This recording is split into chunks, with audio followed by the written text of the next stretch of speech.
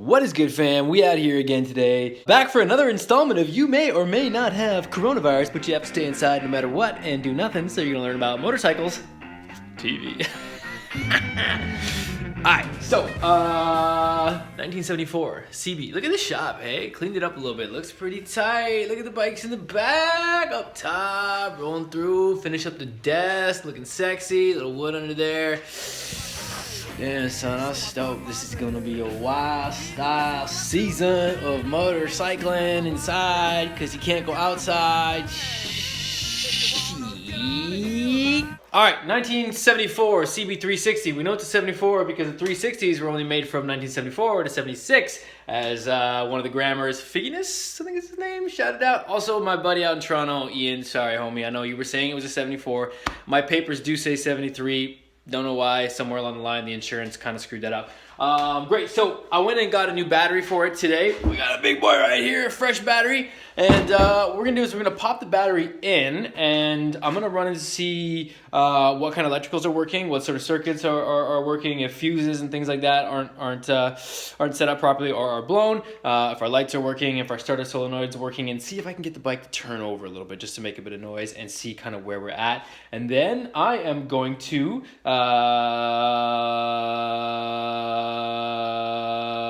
probably do an oil change, maybe pull the carbs. Not really sure if we have time for that tonight. It's already getting a little bit late and I'm kind of lazy. So that might be about it. I'm going to walk you through some of the electricals and go from there. Whoop!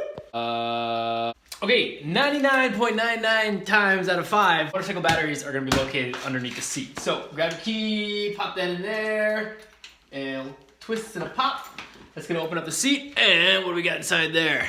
That's where the battery was. So I did have to take the battery out and give it to the battery shop because they recycle it there and I didn't want to go back there because it's all the way in Burnaby.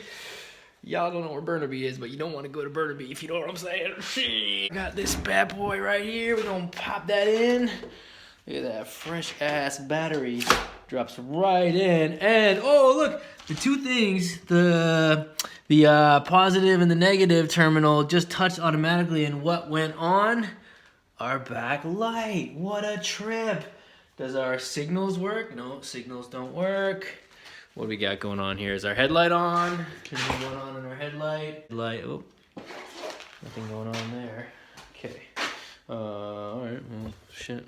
Well, to hook up a battery, all you got to do is literally connect your negative and your positive terminals. Red is positive, black is negative. Black is also your ground. That's going to run down your frame or run down your engine. This one right here, that's that black wire. So that's going to the actual frame, which is touching the engine, which basically touches any bare metal or connects to any bare metal on the bike so that you can connect, make a full circuit by grounding your stuff to the frame, grounding your stuff to the engine or the bolt, so you can have a full circuit going all the way around. And the positive red terminal is where the power comes from. So we're gonna hook this thing up. Got some fresh hardware up here. Right there, little freshies. I'm gonna put that right there. Probably blocking your view, hey? Doesn't really matter. This really isn't that important. Oh, just plug that right in there. Grab yourself a screwdriver. Right there, a little Phillips. Pop that in. Got yourself a little Phillips. And we're gonna get the little twist to the wrist, as they say. We gotta figure out what's going on with this bike electrically. So we know that it has spark, and I'll show you how you can test that. We know that this light works, the headlight doesn't work, the signals don't work. Nothing up front, nothing at the back. Horn doesn't work. The starter button doesn't work up here. None of these things work. So I think that we either have blown fuses or we have faulty connection, faulty ground, which is that black wire, again, like I said. So if a circuit isn't complete somehow on these lights, if somewhere one of these wires is disconnected and the circuit's not complete, then those things aren't gonna operate or function properly. So we're gonna have to figure out what that is, why that is. It could also be a relay problem. And I will explain all that shit to you. So this right here is our fuse box. It says fuse box. And inside here we got our fuses, all right? So to know if a fuse is good, all you gotta do is basically look at it. I don't know if it's gonna focus on it. You gotta look at it and see if the part inside the glass here is still connected and not fried or black or cracked. So these look like they're all pretty good. Can give them a little bit of a twist, make sure that they've got good connection. They haven't corroded so that the electricity can flow through them properly. And I do have some spares right here. So these look like they're all in good shape. Fuses are good. So why aren't we having anything going on? Why is the only thing happening our rear light? And why is our rear light on even though my key isn't in the ignition? Oh, there we go. Okay, so that's on. My brake light doesn't work. And signal's still not working. See signals up front? No, not working. No headlight, nothing. Okay. On, run, off, horn, nothing. Okay, nothing works. So, turn that off so we don't drain the battery. Okay, let's take a look inside the, a little bit inside the electronics here. So, what we got going on, this right here, my friends, is what is called a starter solenoid. Okay, and I'm like 55 to 57.3% sure that this thing is fried as. Let me do a little diagram here for you. Actually, I'm gonna doodle this shit out real good. Let's see if we can get this thing to turn. See that? There we go. Okay, you got a battery right here, okay? And you got your terminals, you got your negative terminal and your positive terminal, okay? There's your battery. Now you're gonna have a wire that's gonna run from your positive straight to your starter solenoid, which is gonna look like this, okay? It's a bit exaggerated. You're gonna have a thing here, and a wire coming through it, which is going to your switch, okay? So this switch here is where you would literally push the button on, woof, or off, or just on to start, okay?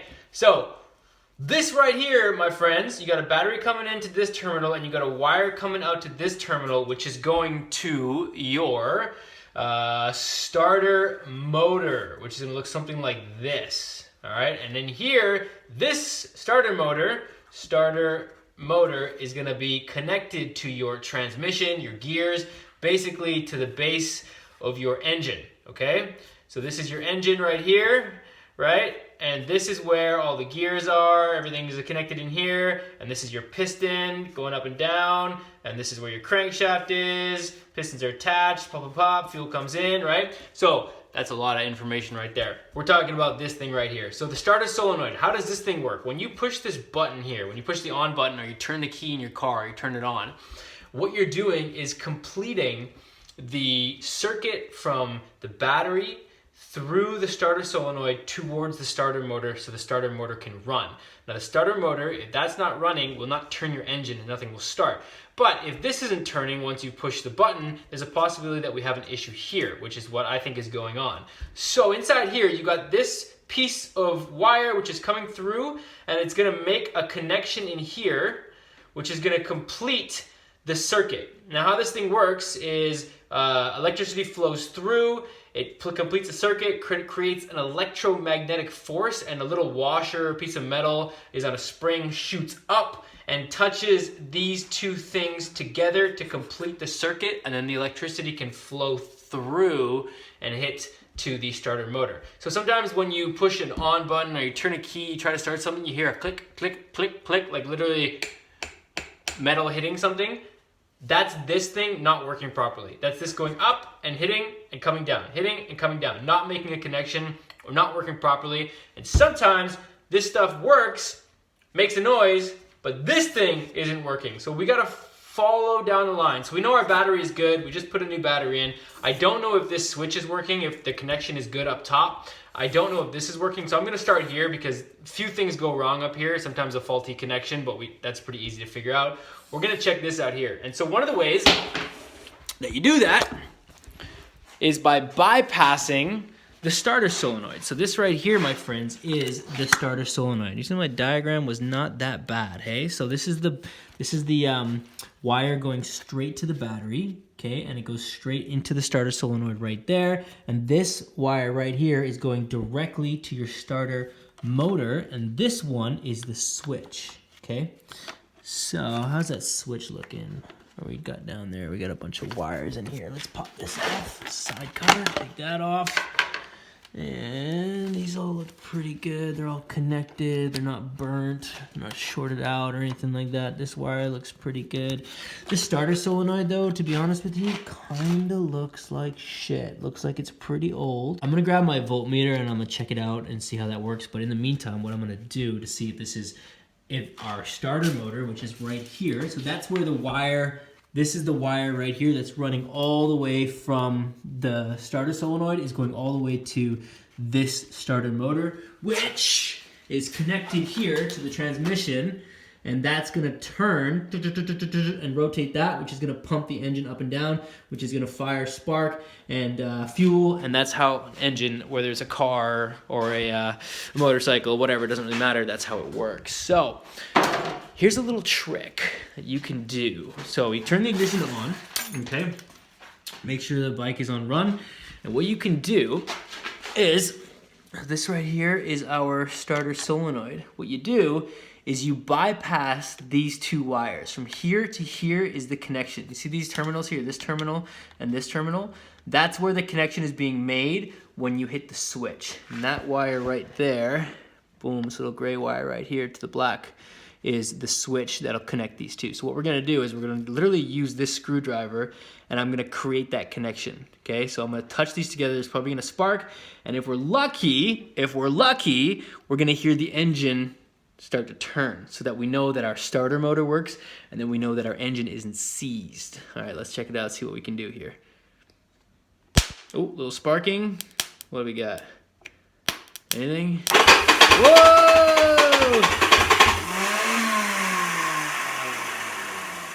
That did not sound very good. Okay, so we know, a little bit sketchy, that's not really a great way to do it, but we know that most likely the starter solenoid is not working, but I can test that with my voltmeter. We now know the starter motor does turn, but did you hear that sound at the end there?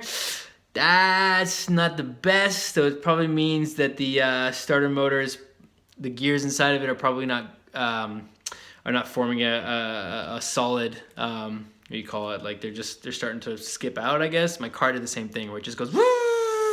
So the wheel, basically the gears that are touching in there are just free spinning or whatever. Let's try that again, see what happens. Yeah.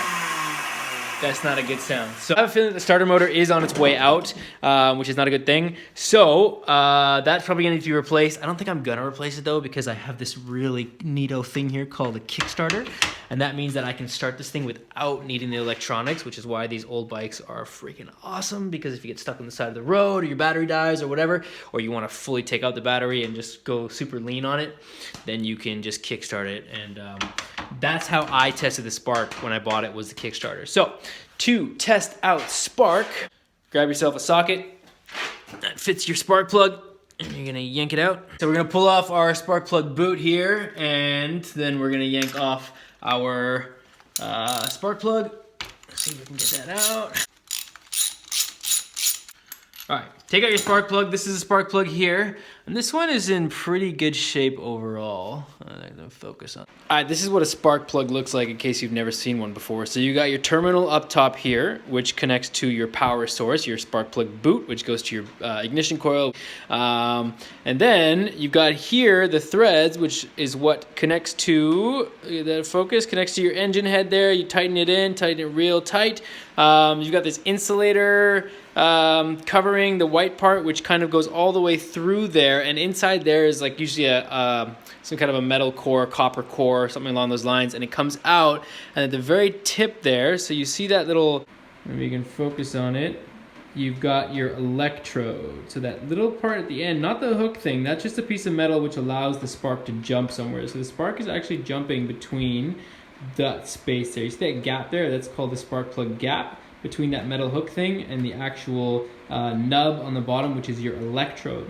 So the spark is going to jump up and down between there. So if your spark plug has gone bad, usually that little nubby electrode thing that's surrounded by the white insulation there, that thing usually looks like crap. It usually is kind of broken, corroded, rounded off, doesn't look very good. A lot of times what you'll see if your engine is not running properly is a lot of crap around this area here. This whole thing might look like it's burnt. It might be white everywhere, which means your engine is running too hot. It might be very oily and black, which means your engine is probably running too cold or is actually burning oil.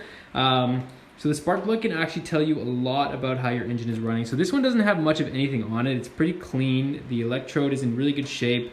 So that tells me either the engine is running really good, which I doubt, or it means that this spark plug wasn't really used for very long or much at all. And the other spark plug looks exactly the same. So I think this spark plug is actually pretty new and it just wasn't run very long on the bike. So there's not much to be able to read from it, unfortunately. Okay, so when I kickstart the bike, you should be able to see sparks flying from this terminal to that piece of metal right there when I connect it to the engine, which completes the circuit. So this completes the ground, which allows electricity to flow through it. So if this is working properly and it's strong, you should be able to see, I'm just gonna move this a little bit so it doesn't knock it over. You should be able to see sparks fly through there. So let's give it a try and see what happens. So it's hard to see, but I can see them. There you go. See those sparks? A little bit. I'm trying not to move the bike too much.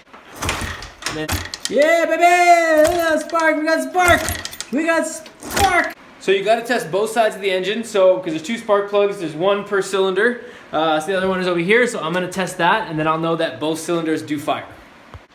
So I'm gonna go ahead and pull the tank off of this bike to see kind of what it looks like under there so I can show you what the ignition coils are because I talked about them a little bit. This right here is your petcock, and that's a funny name, petcock. I laughed when I first heard it too, guys. So this right here is your petcock, and your fuel comes from your tank into your petcock, which regulates the flow and allows it to drip into your lines, which go into your carburetor. So this is a dual line petcock. I haven't seen one of these in a while.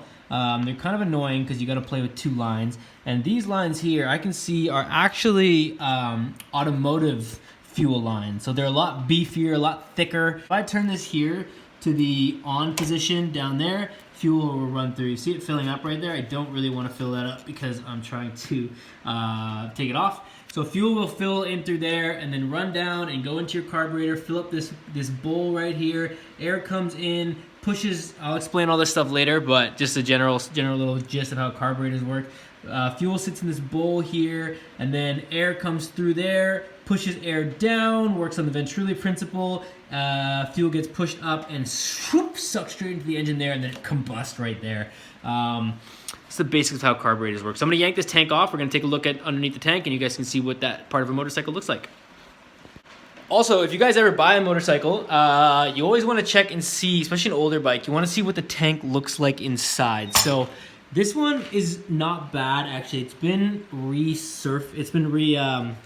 relined. So you see that kind of brownie crap in there. So that's actually tank liner. So I think what happened was the tank was starting to rust.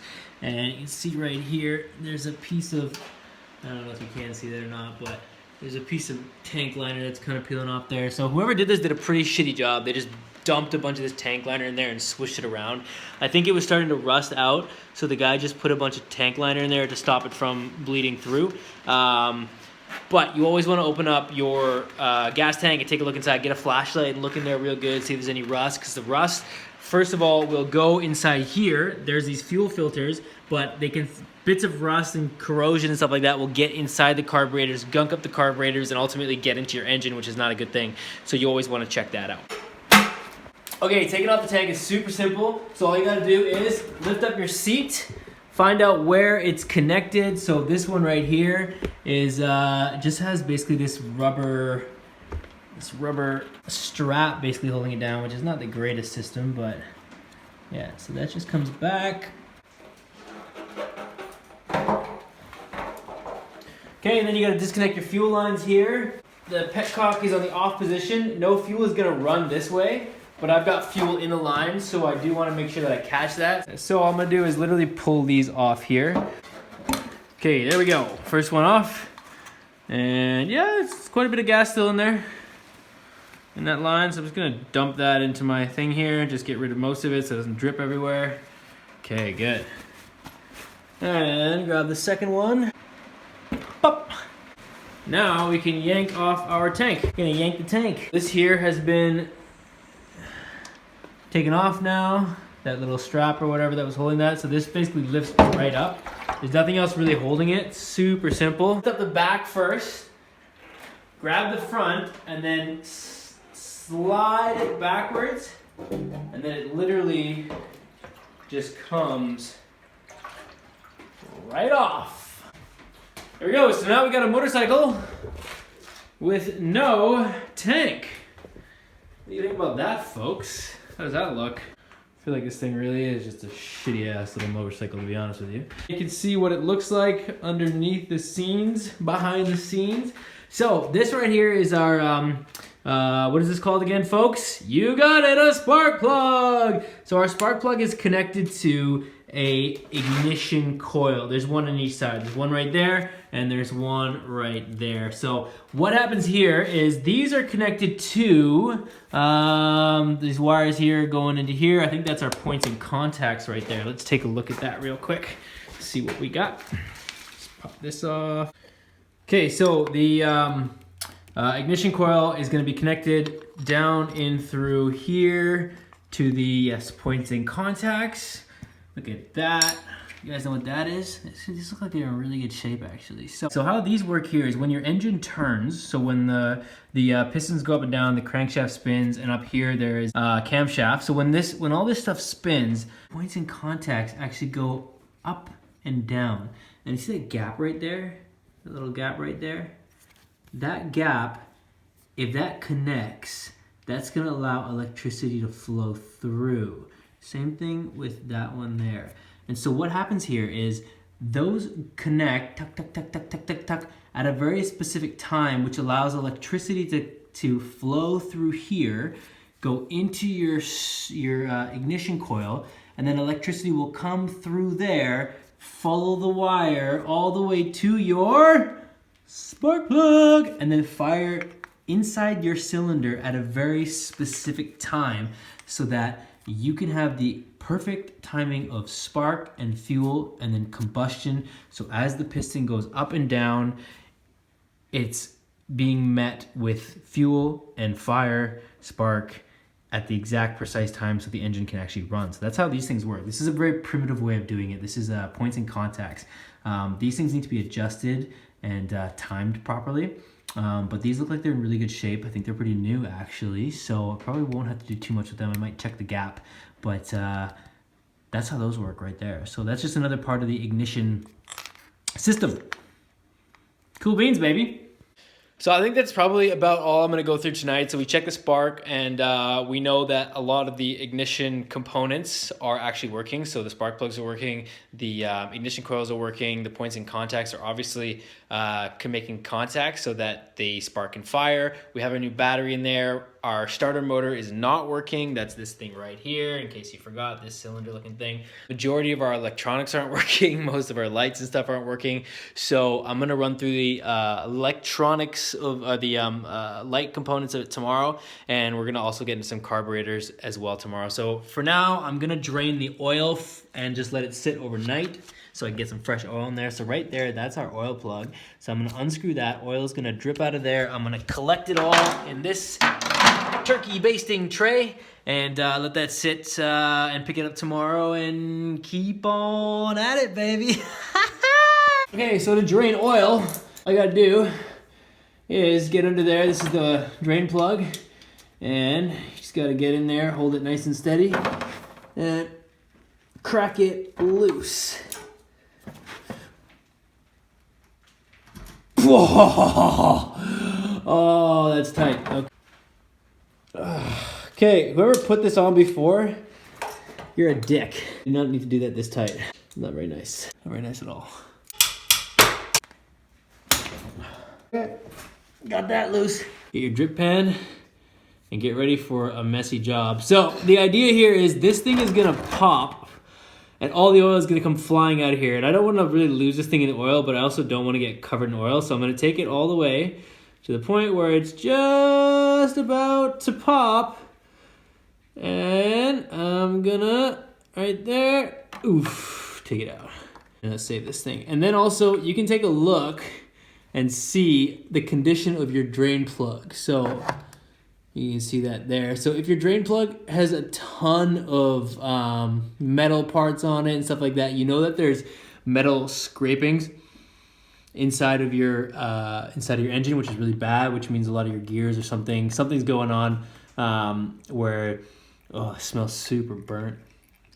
Does not smell very good. And then also the scent of your oil and the cleanliness of it. So if it's super dark and crummy and gritty and kind of nasty looking, it's either super old or your engine wasn't running very good. It might have been running really hot or potentially burning some oil inside of there. It's kind of how it smells, actually. It smells like it's been roasted. Yeah.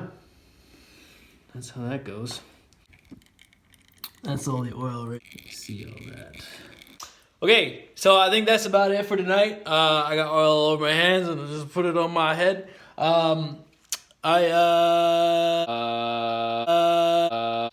did we do today? We went over the ignition, we went over some of the electrical components, put a new battery inside of it, and we drained the oil, which does not look very good. It's kind of nasty, so